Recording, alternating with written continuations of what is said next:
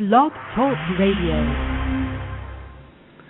Hello, everyone. Welcome to Laurie Smith on Blog Talk Radio. Good morning. It is 6 o'clock here in the morning, Tuesday morning, August the 31st. And this is One Child Abuse Survivor to Another. We're on for 30 minutes. It's a live internet streaming radio broadcast from blogtalkradio.com. And the chat room is open, and I'm having some coffee, waking up here. I want to continue looking at toxic shame and some of the healing information that this website offers, and some great stuff on here. This is we've been talking about this for over a week now, and it's really good stuff. I hope everybody will go and check it out. And Hope for Us has written this, and she's a survivor, and she has read John Bradshaw's book called Healing the Shame That Binds You. And I haven't read that book, but I'm going to as soon as I get some money and get a hold of a copy of it, because it's probably going to be some really good information. What she's done is come up with some web pages and a website, and we're just taking a look at those. So we're going to continue on and finish up pretty much with it today or maybe tomorrow, and it's just so good. So thanks for being here, everybody. And I'm not a professional counselor or therapist. I don't hold any certificates in those areas, so you have to listen at your own discretion.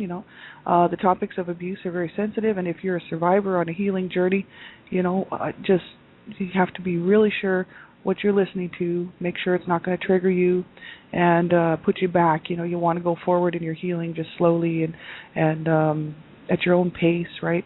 So if you feel like the show might make you uncomfortable at any point, just turn it off, right? You can always listen to the archives another time.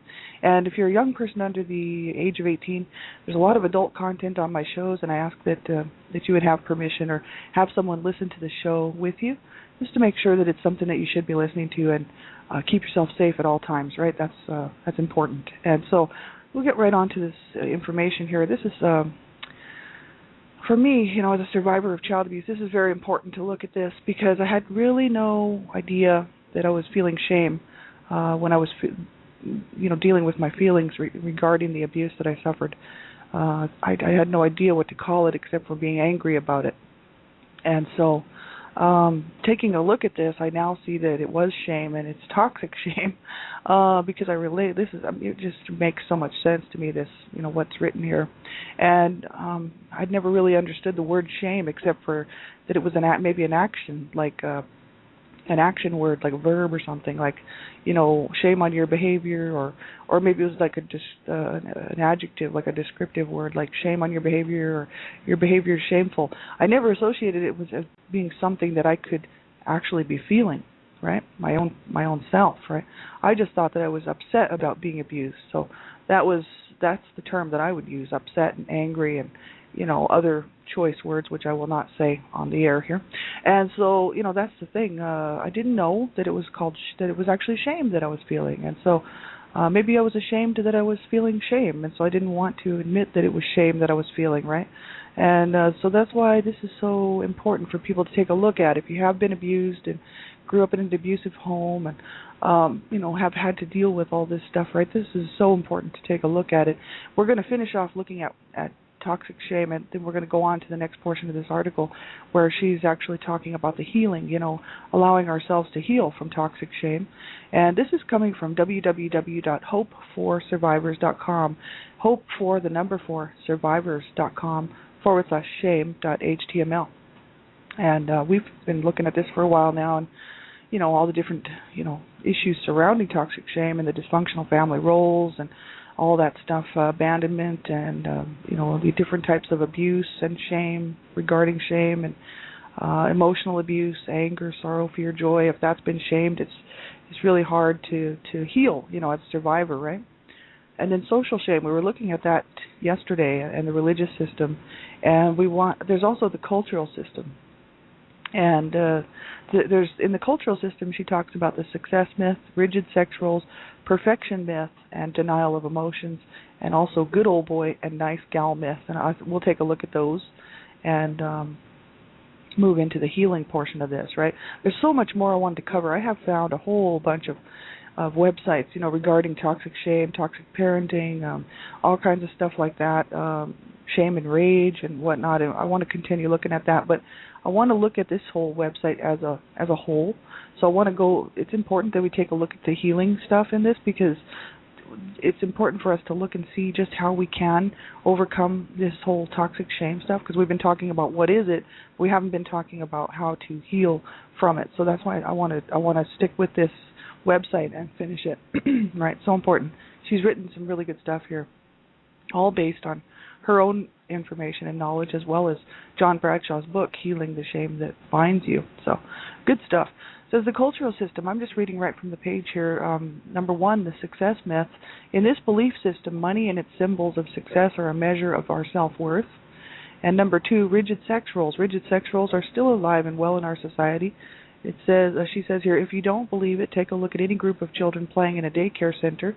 Children's toys are still very sexist. Parents will shame their little boys for wanting to play with dolls, and probably little girls for wanting to play with cars, or, toys that are associated, in people's minds that should be boys, toys for boys, right? So that's the whole thing.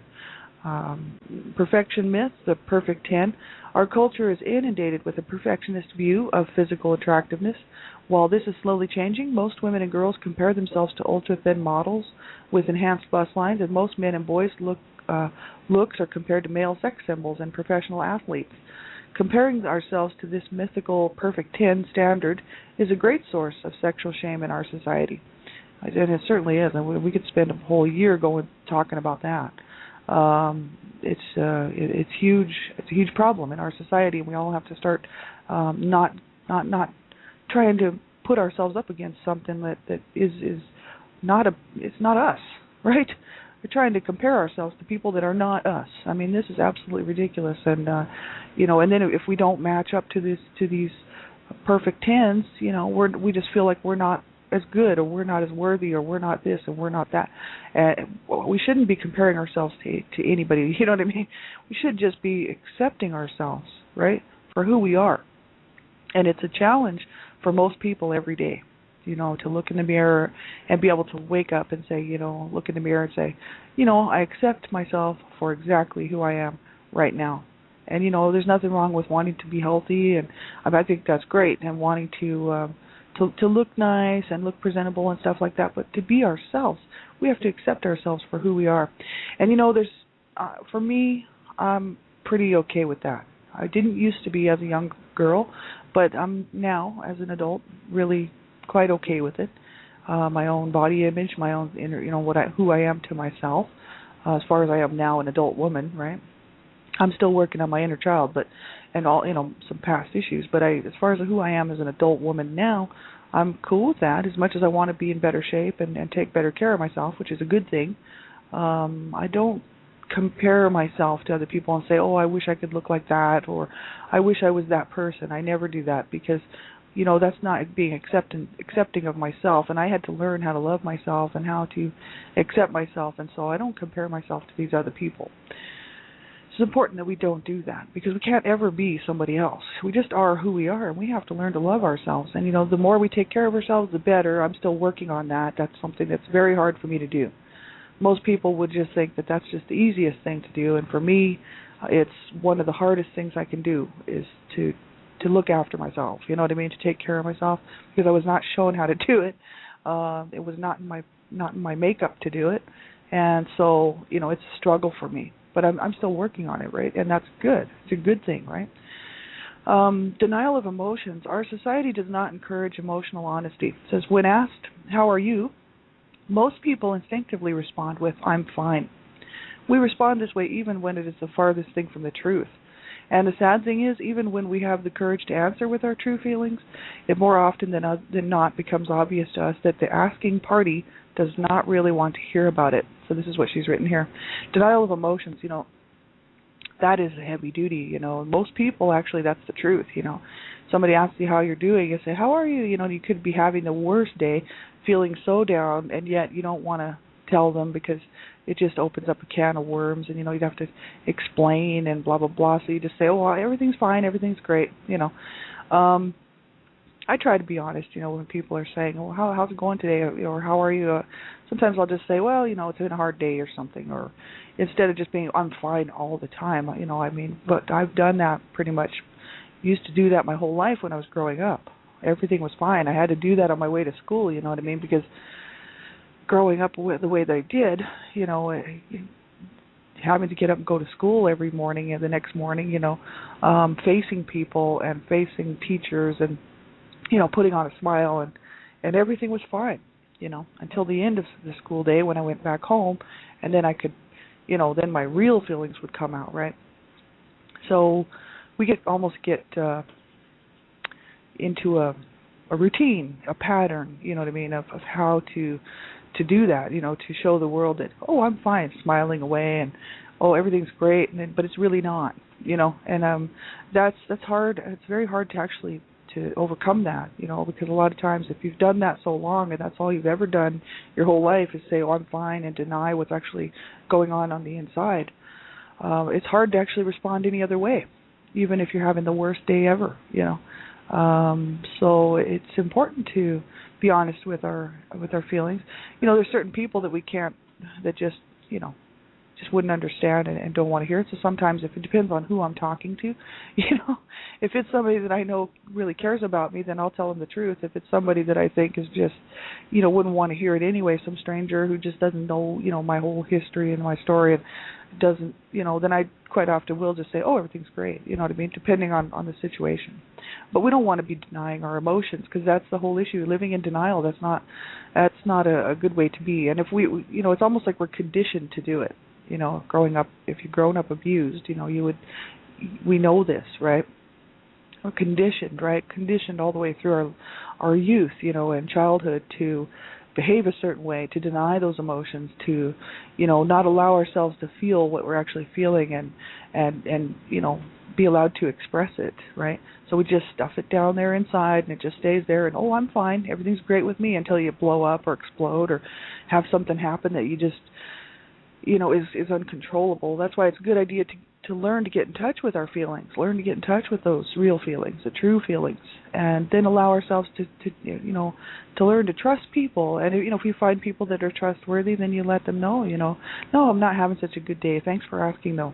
There's nothing wrong with being honest, right? And that's my thing. I believe in honesty, and I think that if we're not going to be honest with ourselves, first of all, and honest with people around us, then we got no chance, Honest, the truth is everything, and it's sad enough that most people don't want to hear the truth, and they don't want to live in the truth, and they don't want to accept the truth. But the truth to me is everything, because without truth, what do we have? It's just one big lie, and so I don't like to live in that. I decided that truth is the best way, and honesty is always the best way for me. And then good old boy and nice gal myth. This is what she's written here. This is a kind of social conformity myth. Don't make waves, quote unquote, take one for the team, don't rock the boat. These all imply that we are expected to do things we might not want to do and keep quiet about it. And this pretending and acting are forms of lying and a form of denying our true self. And we are rewarded by society for being something other than we are. It teaches us to hide our toxic shame. So that's just it, don't make waves, take one for the team, don't rock the boat. Like, this is really sad, but people, quite often will expect people to be this way. And especially people who have siblings and who have been abused, and the sibling, not everyone is living it with the truth, and the family's still in denial.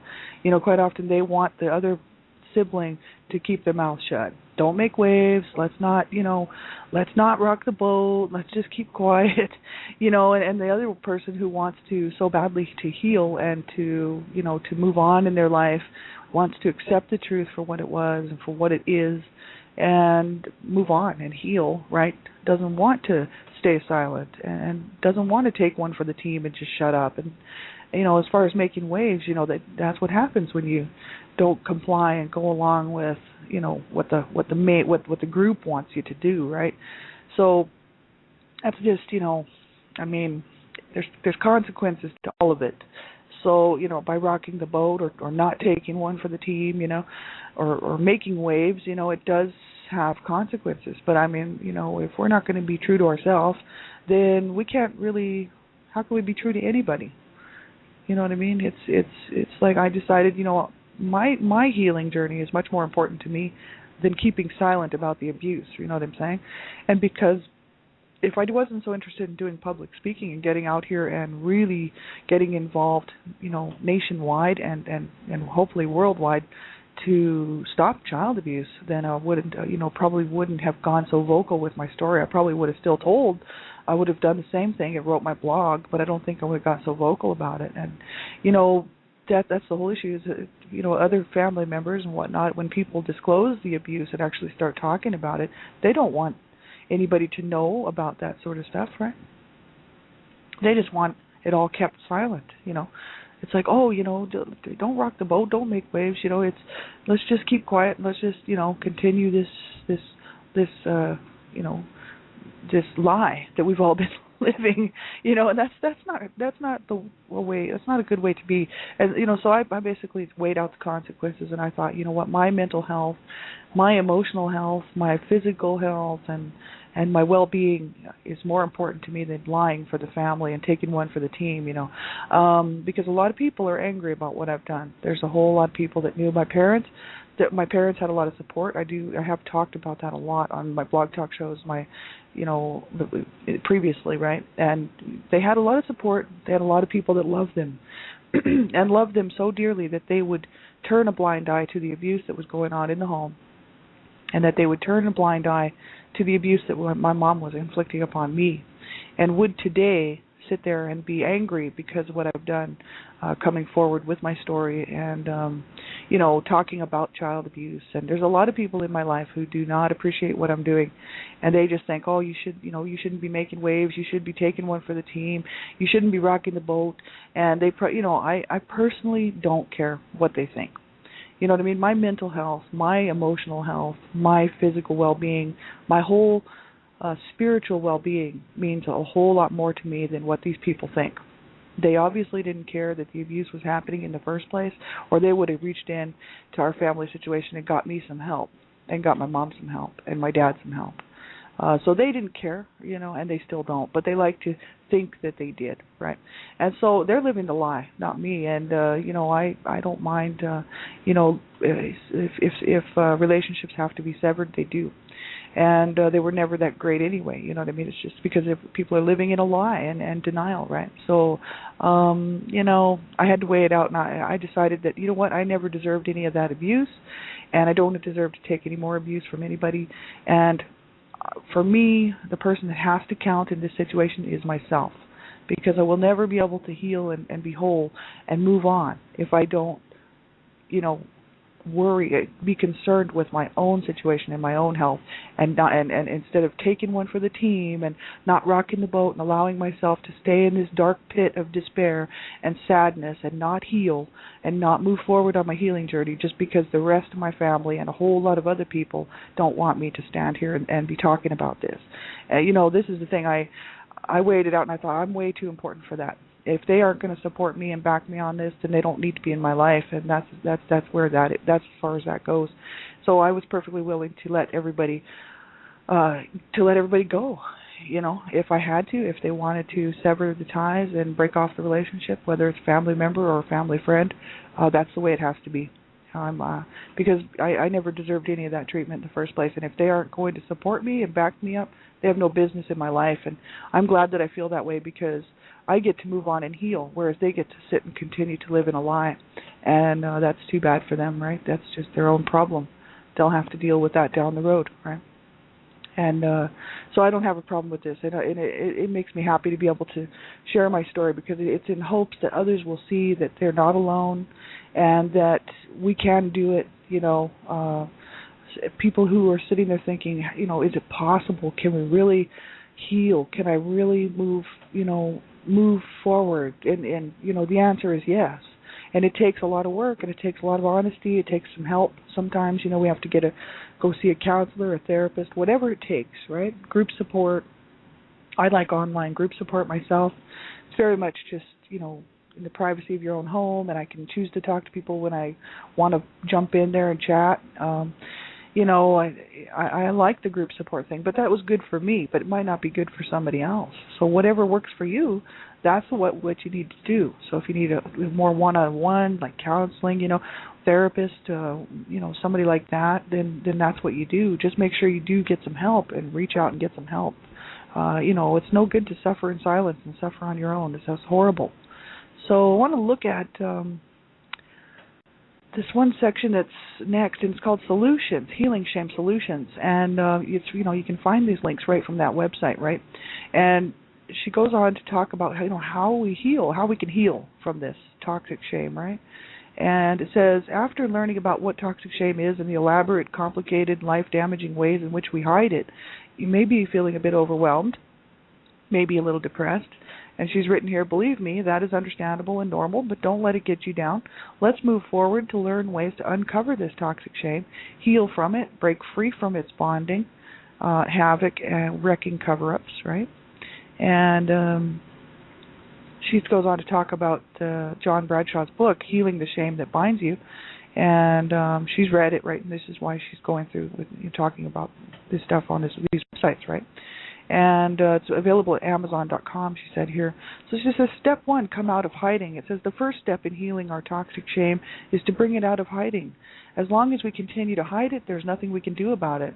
As the old therapy 12-step programmage goes, the only way out is through. Of course, this cannot be done without some pain, and it's pain that we're trying to avoid in the first place, the pain of being exposed. Again, she says here, please don't be discouraged. I'm living proof that this can and should be done. The temporary pain you may experience by exposing your toxic shame is short-lived compared to the possible lifetime of agony we can experience because of our shame cover-ups. So she says, she's eventually we all hit rock bottom, right? And she goes on to talk about her own personal experiences. This is a great website. You should check it out. There's little links you can click on and where you can see her story, right, and what she went through. And she says, please don't wait to hit rock bottom before finding the courage to face your fears and bring your own toxic shame out of hiding. It says, she says here, postponing it might literally be a matter of life and death, and she says, I urge you to view it in this light. Consider step 1 your immediate, most urgent priority. You've already survived. You can do this. You deserve it. And so she writes here, John Bradshaw shares some externalization methods for uncovering our toxic shame. And A, come out of hiding through social contact. Share your feelings with someone you trust. Confide in a spouse, sibling, close friend, other significant other, or trusted therapist, I would say licensed therapist, about your pain and the ways you feel you are hiding your toxic shame. Caution that says here, do not confide in your abusers, past or present. This would be counterproductive. Only confide in someone you trust implicitly to accept you no matter what. Someone who loves you unconditionally, or someone who does not necessarily love you but accepts you and will not judge you like a therapist, right? So someone like that is essential, it says here. B, reestablish an interpersonal bridge by seeing yourself mirrored in the eyes of someone who unconditionally loves you, who is not part of your family of origin. This could include a close friend, spouse, or lover. So seeing ourselves mirrored in the eyes of someone else who unconditionally loves us, the interpersonal bridge, I think that's awesome. Just finding someone who does care about us unconditionally and who loves us just for who we are, right? See ourselves in their eyes, right? And then number C, get involved in a 12-step program. Number D, write or talk about your original trauma. Talking can be helpful release, but you must be careful to confide in someone you trust implicitly. I think writing is a more powerful form of debriefing. Legitimize your own pain and suffering by writing your past shame-inducing experiences. Make it just like journaling, right? Lots of survivors journal, and I did some journaling throughout the years, not a whole lot, not books and pages and books and books. I did little bits and pieces of journaling, and throughout my lifetime. But I started writing a blog last October, which is now my book, A Life of Death, The Redemption, right? And the blog was called Not So Fond Memories, Growing Up in an Abusive Home, and it was on Blogger, and it still is there. And I would come home from work every day, or every couple of days, and I would sit down, and after work, and it would just come to me chapter by chapter, and it just came out. You know what I mean? I didn't have to edit it, and I didn't have to do anything to it. I just, I added a chapter here and there, and that's why some of the chapters were out of sequence. But I thought, well, this would go better here. You know what I mean? But the thing is once it was written, it was written. Like, it just had to come out exactly that way. So I left it, and I just left it like that. And that's the way it had to come out, and that's the way I wanted people to see it and to read it, right? So, I'm so thankful for everybody who read it. And it was made into a book. Donna Shear, Sandra Potter from Dreamcatchers for Abused Children. Donna Shear saw my blog and said, this should be a book. Your story should be a book for people to, it could help a lot of people, right? And I was like, well, okay, I never thought of that. So they wanted to do that. So it is a book. It's called The Life of Death, The Redemption, and all the proceeds are going to Dreamcatchers for Abused Children because I don't want that money to buy food and pay for my rent. That money needs to go to stop child abuse, right? So I hope that everybody will pick up a copy. It's my life story, and I talk about, the whole suffering that my whole family went through, not just myself. It's written, from about the age of 13 and a half when I started writing that. That's when I needed to start at that point. And then I kind of look back throughout the book, taking a look back at the different things that have been happening my whole life and, what caused me to be the way that I am today, right? It was a huge way to take a look at what happened and look at the whole picture, right? So, it's very helpful. It did help me. As a matter of fact, it made all the difference to get all of that stuff out of me because I was sitting around in this. I thought, man, I'm going to end up going to the grave with all this information, and it's going to kill me because I need to tell what happened, and I need to get this out. But I didn't want to go to a therapist or a counselor because I've been told my whole life not to trust people, right? So especially if people who could help us, right? Those are the people you do not want to trust. Police officers, doctors. This is what we were brainwashed to believe, right? So, of course I wasn't going to go tell somebody getting help, right? So I thought, well, I'll just write my story out and post it out there publicly for people to see. And it really helped, right? I mean, just to get that load off of my chest, I needed to get that out because it was killing me that my brothers went to their graves with nobody knowing what happened to them. And that was driving me crazy. And just, for people to know what happened to our family, all these people that so loved my parents, could really see a true picture of what these two people were like and what it was like to grow up in a home with them. And people used to say, oh, I love your parents. And I'd say, well, you don't live with them. You know what I mean? You don't have to live with them. And they wouldn't clue in because they weren't paying any attention, you know what I mean? People just don't, they only see what they want to see, right? So, it's good to write that, to get that out. But not everybody wants to write. But the thing is, or journal. But you could try some survivor art therapy. There's all kinds of stuff that's out there that can help us, right? Talking to somebody like a counselor, therapist, right? You might not want to write your journal, but sometimes people just want to talk. And, if you're having a real hard time, just call a crisis line. Those people, they are there for a reason. They are there because a lot of them are survivors themselves, maybe not all of them, but, there's some, right? Like people like the rest of us who just want to help people, and they've been there. They understand how hard it is, and they know how to get people information and how to get people help, right? So make sure that you do reach out and get some help. So she says here, if you can, make a list on paper of times when you were shamed. Now, this would be something that would be interesting to do. You can do this chronologically or just as episodes of shaming come to mind, but I would think if we were going to do this stuff, you want to be in a safe place, right? Making lists of what happened to you and things like that. It's almost, if you're just starting out your healing journey, you might want to get somebody that you trust, to help you through this stuff, because if you could be on your own and it could trigger you, right? I know I do a lot of research on survivors' coping lists and issues and whatnot, things that people can do to help to work through their healing. Make sure that you're in a safe enough place to do them first. We have to know how safe we are before we start this kind of stuff. And it's just important because it can trigger memories that you might not have thought about for a long, long time. Maybe you push them way back down inside, which I do and I have done. And so it could trigger you it could be upsetting, and then you'd be spending the rest of your day all bummed out. And I think it's just important to know where you're at in your healing journey, and then if you're going to do some of these things like writing down on paper, the shame and what happened to you, sometimes it's helpful to have somebody with you who you trust, and so they can be there for you, right? It's just so important. So we have about a minute left. We'll finish this taking a look at this tomorrow. So have a great day, everybody. I'll be on tonight, Dreamcatchers Talk Radio with Janelle Matula, 10 o'clock p.m. Eastern Standard Time, www.blogtalkradio.com/Dreamcatchers. And then tomorrow morning, One Child Abuse Survivor to another same time, same place.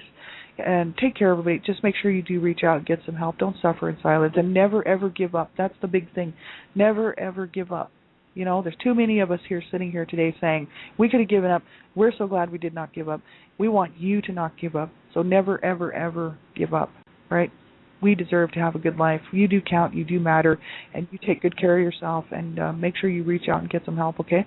And we'll be talking to you again real soon. Get a hold of me on Blog Talk Radio or Facebook if you need something, and we'll be talking to you again. So take care, everybody. Have a great day. Bye-bye.